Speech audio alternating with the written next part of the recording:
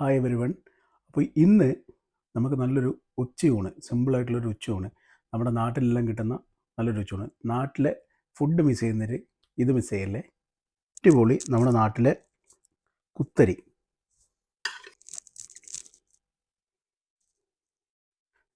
ഈ സംഭവം എൻ്റെ ഒരു ഫ്രണ്ട് ഉണ്ടാക്കി തന്നതാണ്. നല്ല സ്റ്റീം ചെയ്തിട്ടുള്ള നാരങ്ങയുടെ മഞ്ഞച്ചാറ്.